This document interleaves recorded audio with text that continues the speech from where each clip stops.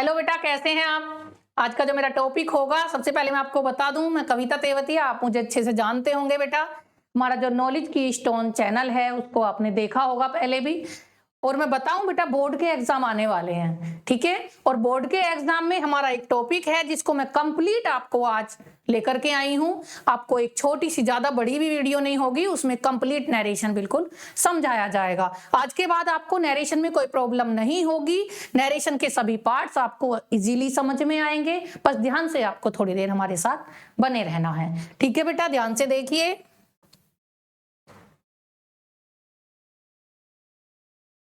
सबसे पहले मैं आपको बताऊं बेटा, नरेशन हमारे कितने टाइप के होते हैं। नरेशन हमारे 5 टाइप्स के होते हैं। ये मैं आपको फिर 1 बाय 1 करके, एक एक एग्जाम्पल करके आपको मैं बहुत जल्दी इस वीडियो में खत्म करने वाली हूं, ठीक है बेटा। सबसे पहले मैं बताऊं,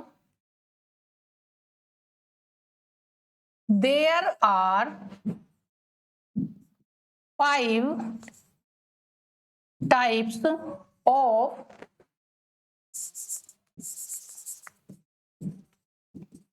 नरेशन।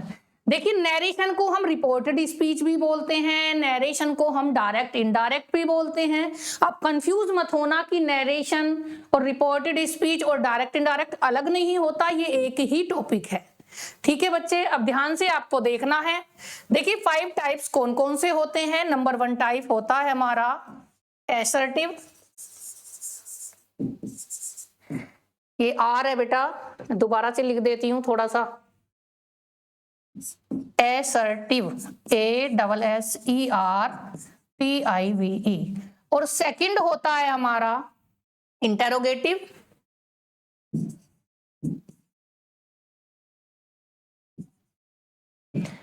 आपको समझ में तो आ रहा होगा, बट बेटा थोड़ी सी हैंडराइटिंग का मेरा प्रॉब्लम है, पहले से इशू रहा है। हैंडराइटिंग मेरी कभी बहुत ज्यादा अच्छी नहीं हुई है, ठीक है बेटा।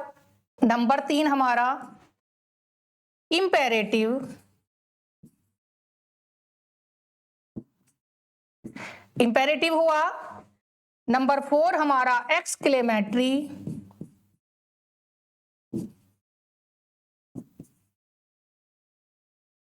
नंबर 5 हमारा ऑप्टेटिव।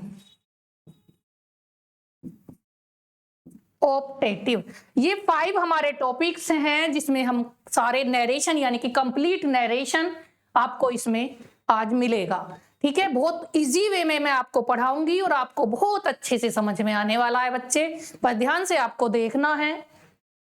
सबसे पहले मैं बात करूं एसर्टिव की, लेकिन अभी बेटा मैं इसमें बहुत कुछ बताने वाली हूं। सबसे पहले तो मैंने आपको बताया है कि ये 5 टाइप्स हमारे नरेशन के होते हैं। अब मैं आपको लिखती हूं, आगे बताती हूं बेटा। देखिए, हमारा जो नरेशन जब हम बनाते हैं, यानी कि डायरेक्ट से इनडायरेक्ट बनाते हैं, इसको रिपोर्टेड स्पीच भी बोलते हैं। इसके 2 पार्ट्स होते हैं। कैसे होते हैं बेटा? 2 पार्ट्स में हमको ये मिलता है। जैसे एक तो नंबर 1 जो हमारा होता है,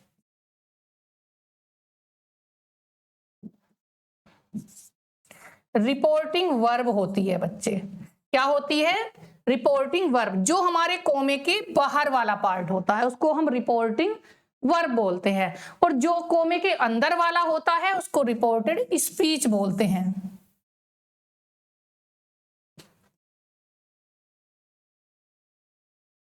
रिपोर्टेड स्पीच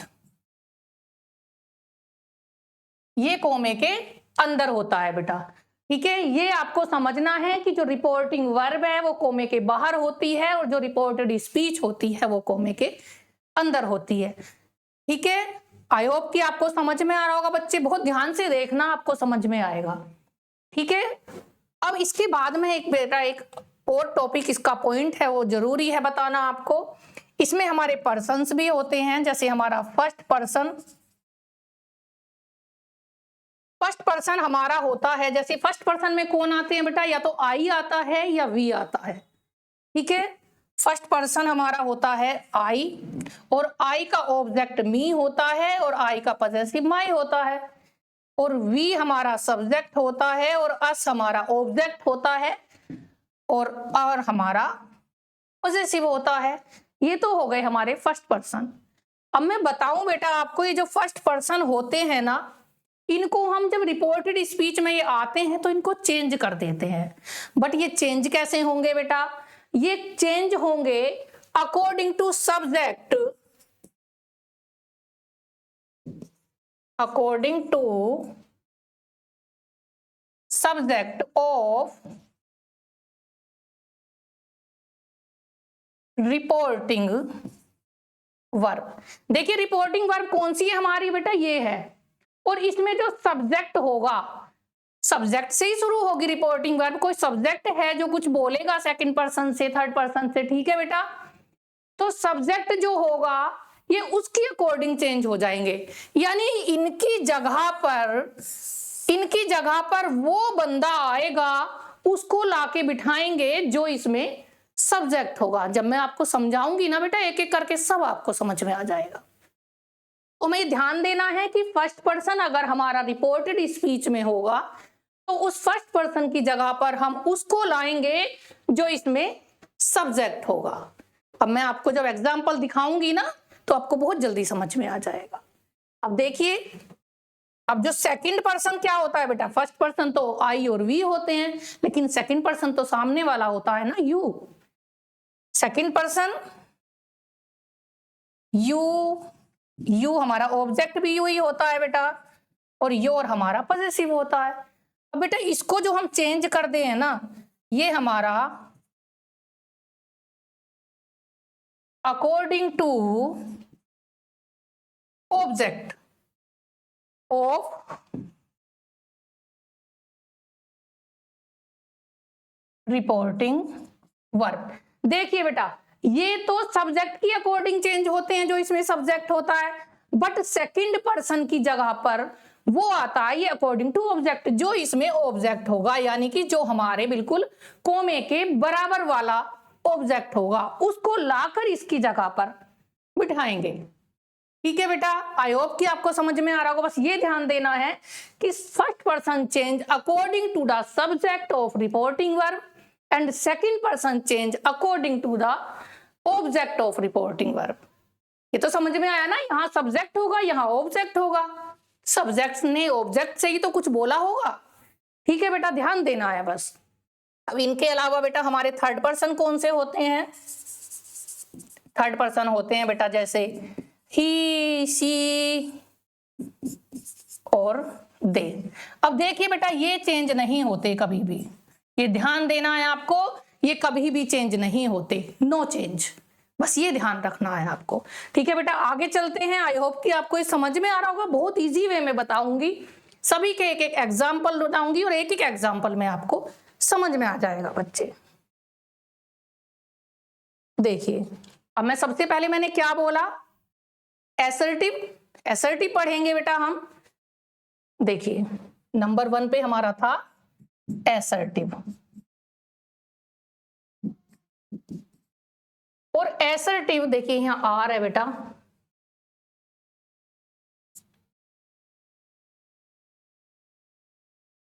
कैसे मिक्स हो जाता है इसमें।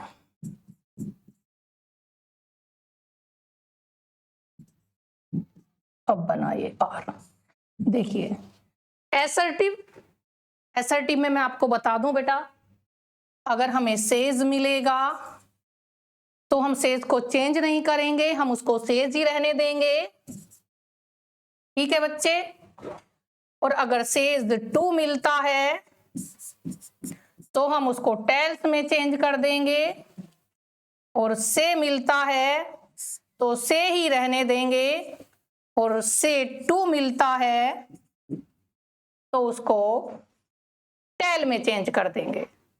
ठीक है बेटा, ध्यान देना है, ये प्रेजेंट है। अब इसमें थोड़ा सा और पॉइंट है जो जरूरी है बताना, और अगर विल से मिलता है तो विल से ही रहने देंगे, इसको चेंज नहीं करेंगे बच्चे।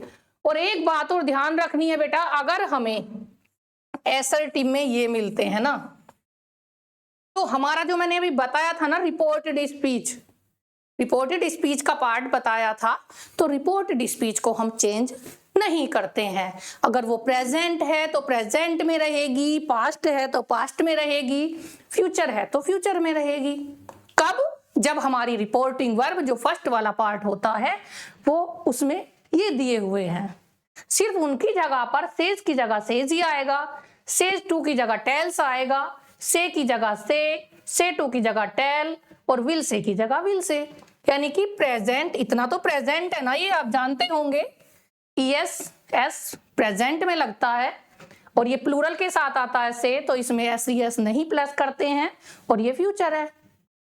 तो क्या होगा बेटा, if reporting verb is in present or future then we will not change the tense of reported speech. But if reporting verb is in past, देखिए past क्या होता है बेटा, said, said means कहना और said का said ही रहेगा बेटा, और said to को told में चेंज कर देंगे बेटा, किसमें, told में। मैंने क्या बताया, if reporting verb is in present और future then we will not change the tense of reported speech. But if reporting verb is in past, ये पता है ना हमें पास्ट है, से की सेकंड फॉर्म सैड होती है बेटा, then we will change the tense of reported speech, तब हम रिपोर्टेड स्पीच के टेंस को चेंज कर देंगे। आई होप कि आपको समझ में आ रहा होगा बच्चे, बस ध्यान से आपको देखना है। देखिए बेटा, अब मैंने इतना लिख दिया, इतना आपको बताया है कि दो पार्ट होते हैं, एक तो रिपोर्टिंग वर्ब होती है, एक रिपोर्टेड स्पीच होती है, और 5 टाइप्स के ये हमारे नरेशंस होते हैं। और अब मैं आपको बता दूं कि इसकी हेल्पिंग वर्ब कैसे चेंज होती है, बहुत इजी वे में बताऊंगी। कोई सा भी हमारा टेंस होगा, कोई सी भी हमारी नरेशन होगा, सब में जो हेल्पिंग वर्ब चेंज होती हैं वो किस तरह से होती है बेटा। देखिए सबसे पहले आपने सबने पढ़ रखा होगा बेटा, जो हमारी प्रेजेंट इंडेफिनिट की हेल्पिंग वर्ब होती है क्या होती है। एक तो प्रेजेंट इंडेफिनिट में बेटा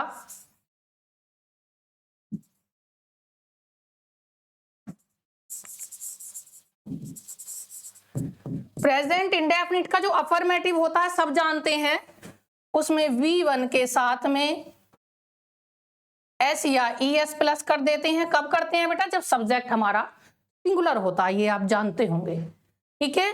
और नेगेटिव होता है तो उसमें डू या डज आता है, ठीक है बच्चे।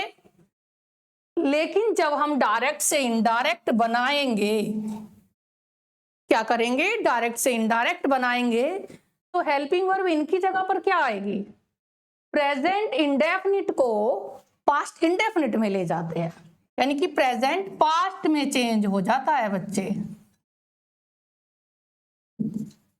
किस में चेंज हो जाता है, प्रेजेंट पास्ट में। अब देखिए अगर पास्ट का अफर्मेटिव होता है तो उसमें क्या होता है, उसमें कुछ नहीं होता, उसमें ओनली V2 आता है बस, यानी कि वर्ब की सेकंड फॉर्म आती है।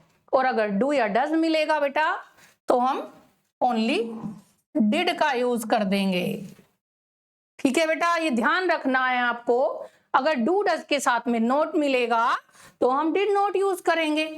ये हमारे प्रेजेंट इंडेफिनिट हुआ। अब चलते हैं कॉन्टिन्यूअस के पास। अब कॉन्टिन्यूअस की क्या होती है बेटा हेल्पिंग वर्ब, इज, एम और आर, ये होती हैं बच्चे। और इसको भी पास्ट में ले जाएंगे, प्रेजेंट को उठाकर पास्ट में ले जाते हैं, इसकी हेल्पिंग वर्ब इस तरह से चेंज होती हैं बच्चे। तो क्या होती है पास्ट में, वॉज और वर, ठीक है। ध्यान से देखना है बस आपको। अब बात करें तो परफेक्ट इंडेफिनिट हुआ, कॉन्टिन्यूअस अब परफेक्ट। और परफेक्ट यानी कि जो काम खत्म हो जाता है, फिनिश हो जाता है, अगर प्रेजेंट में होता है तो हम क्या लगाते हैं बेटा उसमें, हैज और हैव, ठीक है। ध्यान देना है बस आपको। और पास्ट में हैड आता है, इस तरह से हेल्पिंग वर्ब चेंज हो जाती हैं। अब परफेक्ट कॉन्टिन्यूअस, लास्ट बचा हमारा प्रेजेंट का। अब इसमें क्या होता है बेटा, इसमें हैज और हैव के साथ में बीन प्लस होता है,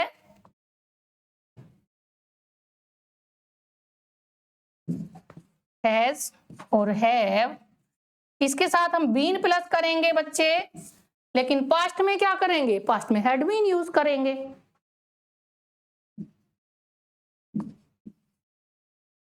क्या बोला मैंने, डायरेक्ट से जब इनडायरेक्ट बनाएंगे तो रिपोर्टेड स्पीच में एक तो रिपोर्टिंग वर्ब होती है और दूसरी रिपोर्टेड स्पीच होती है। अगर हमारी रिपोर्टिंग वर्ब पास्ट में होगी तो हमारी हेल्पिंग वर्ब इस तरह से चेंज हो जाएंगी, इनकी जगह पर ये वाली हेल्पिंग वर्ब आएंगी। लेकिन अगर रिपोर्टिंग वर्ब प्रेजेंट या फ्यूचर में होगी तो ये हेल्पिंग वर्ब चेंज नहीं होंगी। ये आपको ध्यान रखना है, बस ध्यान से देखते जाइए बेटा, बहुत इंटरेस्ट आपको आएगा, बहुत अच्छे से समझ में आएगा। ठीक है, अब मैं बताऊं, ये तो प्रेजेंट तो पास्ट में पहुंच गया बेटा, लेकिन पास्ट सिर्फ पास्ट में रहता है। देखिए, अगर हमें ये वाली हेल्पिंग वर्ब मिलेगी ना तो इसकी जगह पर मैं लिखूंगी, बाद में लिख दूंगी, हेड यूज कर देंगे, हेड में चेंज हो जाएगा, और ये वाला इसमें चेंज हो जाएगा, हेड बीन में। तो मैं आपको आगे लिखती हूं बेटा, अभी देखिए, पास्ट इंडेफिनिट किस में आया बेटा, ये मैंने बताया पास्ट इंडेफिनिट की क्या होती है, या तो V2 आता है और या डिड आता है। ठीक है, और जब इसकी नरेशन में चेंज करेंगे, डायरेक्ट से इनडायरेक्ट बनाएंगे ना, तो बेटा इसकी जगह पर हम हैड का यूज कर देंगे, हैड लगा देंगे। ठीक है, अब ये पास्ट इंडेफिनिट हुआ। अब पास्ट कॉन्टिन्यूअस क्या होता है, पास्ट कॉन्टिन्यूअस में वॉज वर आता है ना, वॉज। ध्यान से देखेंगे ना बेटा तो कंप्लीट नरेशन आपको आज ही समझ में आ जाएगा। आप कितना भी बड़ा कंपटीशन का एग्जाम देना, आपका 10th 12th बोर्ड में नरेशन आएगा, कुछ भी इससे अलग नहीं आएगा। अगर ध्यान से समझेंगे ना तो लाइफ टाइम के लिए आप इसको सीख लेंगे। ठीक है बेटा, अब वॉज वर होगा तो बेटा हैड, और हैड में बीन प्लस कर देंगे। मैंने बताया ना, पास्ट इंडेफिनिट पास्ट परफेक्ट और past continuous into past perfect continuous में। और अगर ऑलरेडी हमें हैड मिलेगा बेटा परफेक्ट तो हम इसको चेंज नहीं करते हैं, हम हैड ही रहने देंगे। हैड बीन मिलेगा तो हैड बीन ही रहने देंगे।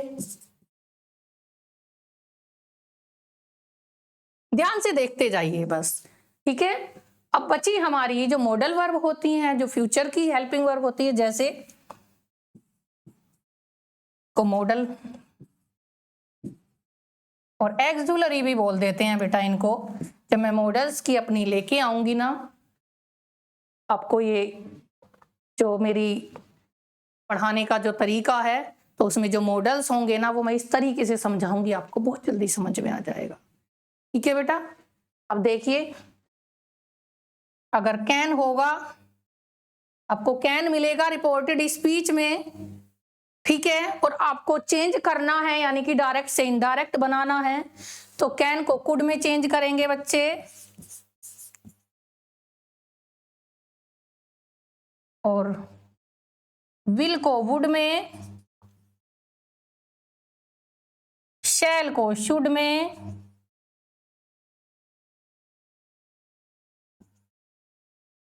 ठीक है बेटा। अब बचा हमारा मे, और मे को माइट। इस तरह से हम चेंज कर देंगे। ये सभी मैंने हेल्पिंग वर्ब्स लिख दी हैं, इनके अलावा कोई भी हेल्पिंग वर्ब्स हमारी नहीं मिलेंगी आपको चेंज करने के लिए, सिर्फ इनको ही हमें चेंज करना है। ठीक है बेटा, ध्यान से आपको देखना है, बोर्ड के लिए मैं आपको बता रही हूं आज, और बोर्ड के एग्जाम में नरेशन 100% आपको मिलेंगे।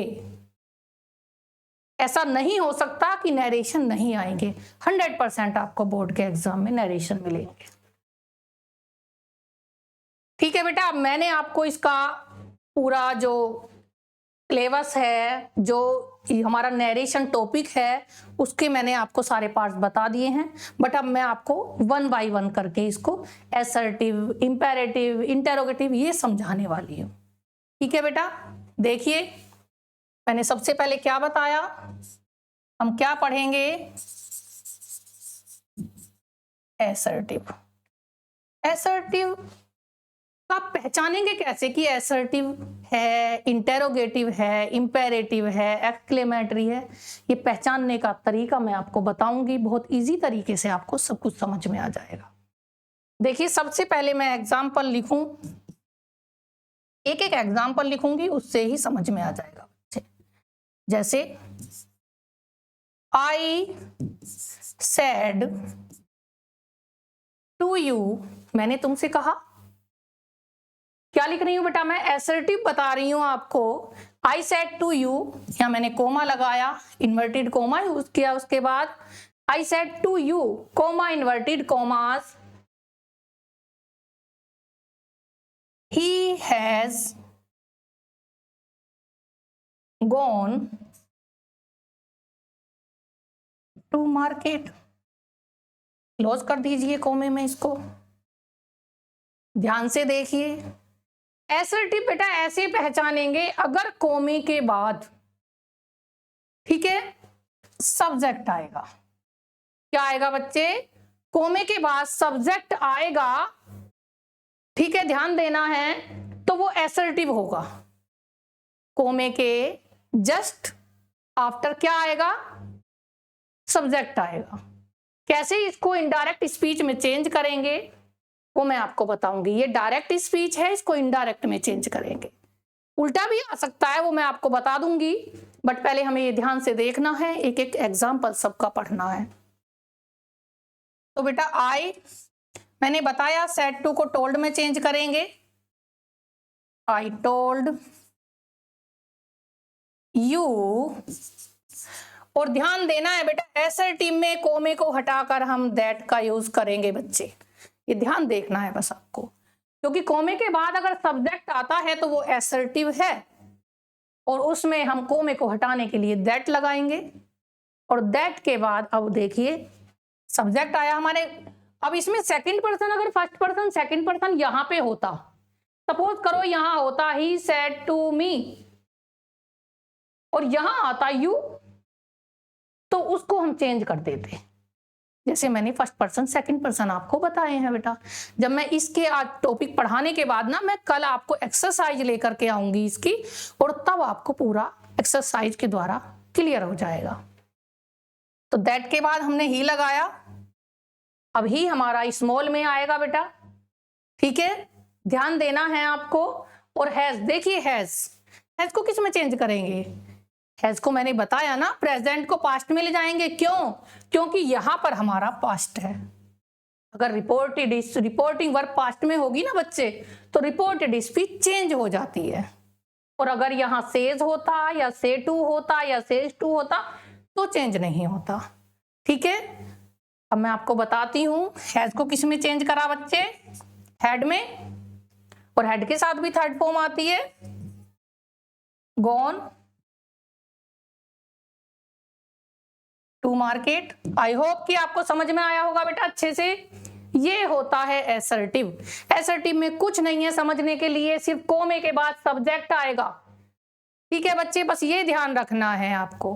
अब देखिए दूसरा पॉइंट, दूसरा टॉपिक इसमें है इंटेरोगेटिव। क्या है दूसरा? सेकंड हमारा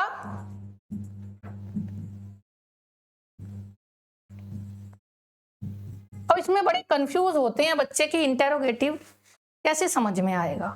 इंटेरोगेटिव हमारे टू टाइप्स के होते हैं, ठीक है बच्चे, एक तो हेल्पिंग वर्ब से शुरू होता है और दूसरा WH वर्ड से शुरू होता है। ध्यान देंगे, देखिए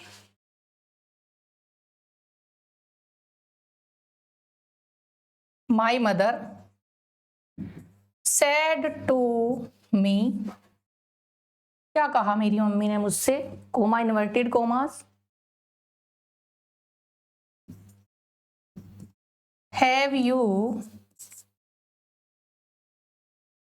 ईटन फूड, और क्वेश्चन मार्क मिलेगा बच्चे, ध्यान देना है आपको, क्वेश्चन मार्क मिलेगा। अब देखिए ये क्या है बेटा? इंटेरोगेटिव। अब मैं इसके साथ में दूसरा, इसको WH वर्ड में भी लिख देती हूं, तब आपको समझ में समझाऊंगी।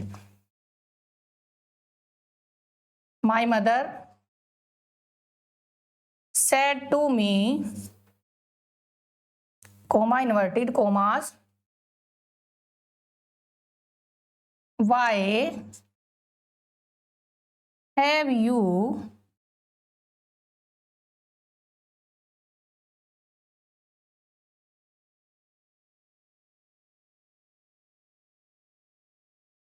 Eaten food. देखिए क्वेश्चन मार्क लगाया हमने, दोनों ही WH वर्ड, दोनों ही इंटरोगेटिव है ना, समझ में आ रहा होगा बेटा आपके। लेकिन अंतर क्या है, एक तो हेल्पिंग वर्ब से शुरू है, मैंने असर्टिव तो बताया ना, असर्टिव में तो डायरेक्ट सब्जेक्ट आता है, क्वेश्चन कोमे के बाद सब्जेक्ट आता है तो समझ जाएंगे कि वो असर्टिव है। और इंटरोगेटिव में क्या होता है, एक तो हेल्पिंग वर्ब से शुरू होता है, उसको इंटरोगेटिव बोलते हैं बच्चे, और एक WH वर्ड से शुरू होता है, ये ध्यान देना है बस आपको, ठीक है। अब जो हेल्पिंग वर्ब से शुरू होता है उसको कैसे बनाएंगे, एक तो देखिए सेड टू की जगह पर अगर इंटरोगेटिव है तो बेटा आस्क्ड का यूज करेंगे, क्या लगाएंगे बच्चे, आस्क्ड। ध्यान देना है बस, इसमें भी आस्क्ड आएगा, इसमें भी आस्क्ड आएगा। लेकिन किससे पूछा, मुझसे। ये फूड थोड़ा इधर हो गया बेटा, मैं इसको इधर लिख देती हूं।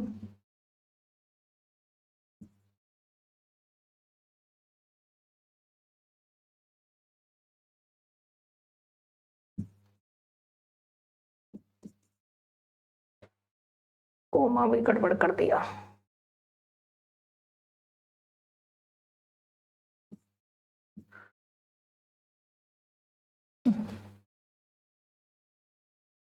देखिए बेटा ध्यान दीजिए, अगर हेल्पिंग वर्ब शुरू, हमारी रिपोर्टेड स्पीच हेल्पिंग वर्ब से शुरू है ना, तो आप इस कोमे को किससे हटाएंगे बच्चे, या तो हम इफ से हटाएंगे या हम WEATHER, सॉरी बेटा ये वाला वेदर नहीं है, WHETHER वाला वेदर है।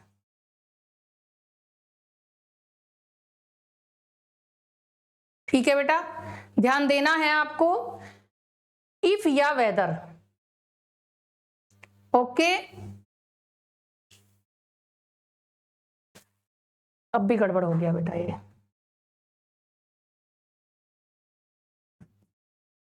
ये वाला है बच्चे वेदर, ठीक है, इफ या वेदर, ठीक है। ये कंजक्शन बन गया, जब हमने इनको मिडल में यूज किया ना तो ये कंजक्शन बन जाते हैं बेटा। तो इसमें जब हेल्पिंग वर्ब से शुरू होगा तो हम इफ या वेदर से कोमे को हटा देंगे, ये ध्यान रखना है हमें। इसमें तो इफ या वेदर से हटाएंगे, इसको चलो बाद में बताएंगे, पहले इसको बताएं। तो बेटा इसके बाद जब ये कंजक्शन है ना, तो कंजक्शन के बाद क्या आता है, कंजक्शन के बाद हमेशा सब्जेक्ट आता है, ठीक है, क्योंकि कंजक्शन हमारे मिडल में आता है ना दो सेंटेंसों को जोड़ने के लिए, और इसके बाद फिर सब्जेक्ट आता है। अब देखिए सब्जेक्ट क्या है बेटा, सब्जेक्ट यू है ना, और यू क्या होता है, यू हमारा सेकंड पर्सन होता है, और मैंने आपको बताया था कि सेकंड पर्सन की जगह पर उस बंदे को लाएंगे जो इसमें ऑब्जेक्ट होगा। लेकिन ये उसी पोजीशन पर जाएगा जिस पोजीशन पर ये है, अगर ये सब्जेक्ट है तो ये सब्जेक्ट बनकर जाएगा, ऑब्जेक्ट है तो ऑब्जेक्ट बनकर जाएगा, और पॉजेसिव है तो पॉजेसिव बनकर जाएगा। बट यहां ये सब्जेक्ट है ना, तो मी का सब्जेक्ट क्या होगा, मी का बेटा आई होगा ना, तो यहां पे हम वेदर के बाद आई लगाएंगे, ध्यान दीजिए बस आप। और हैव किस में चेंज होगा बच्चे, हेड में, आई हेड, हेड के साथ भी थर्ड फॉर्म में आती है। देखिए सेंटेंस हमारा कंप्लीट हुआ। आई होप कि आपको समझ में आ रहा, कुछ नहीं है, सिर्फ आज सेड टू की जगह आस्क्ड आ गया, और कोमे को हटाने के लिए इफ या वेदर का यूज कर दिया हमने। ध्यान देना है बेटा आपको, ठीक है। और सेकंड पर्सन यू को हमने ऑब्जेक्ट के अकॉर्डिंग चेंज कर दिया, ये हमारा इस तरह से चेंज हो गया। इसमें देखते हैं बेटा आप इसको कैसे बनाएंगे बच्चे,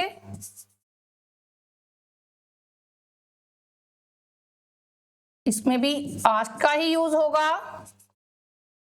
देखिए इसमें अंतर है बेटा, अगर हेल्पिंग वर्ब ना होकर WH वर्ड आ जाए कोमे के बाद, तो हम WH वर्ड को ही रिपीट कर देते हैं और इसको कंजक्शन बना देते हैं। अब तक ये WH वर्ड था, लेकिन अब ये कंजक्शन बन जाता है, बस ये ध्यान देना है आपको। तो हमने क्या लिखा बेटा, y को ही कंजक्शन बना दिया, रिपीट कर दिया y को और इसको बना दिया कंजक्शन, और कंजक्शन के बाद भी सब्जेक्ट ही आता है। फिर ऐसे ही आया u, और u को चेंज किया मी में तो I आया, I और हैड ईटन फूड।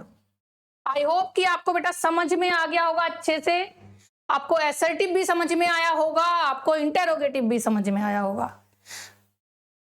बट बेटा मैं थोड़ा सा ये सोच रही हूं कि थोड़ा ज्यादा लंबा टॉपिक हो जाएगा, कभी आप परेशान हो जाएं, तो मैंने कंप्लीट तो लिखा है, बट मैं इसका इंपेरेटिव, एक्सक्लेमेटरी और ऑप्टेटिव मैं आपको कल प्ले करके आऊंगी। आज इतना ही बहुत है बेटा, इतना ही काफी है, फिर आपके लिए बहुत लॉन्ग हो जाएगा, कभी आपकी समझ में ना आए। ओके बेटा, मैं कल आऊंगी नेक्स्ट वीडियो इसकी। बाय बाय बच्चे।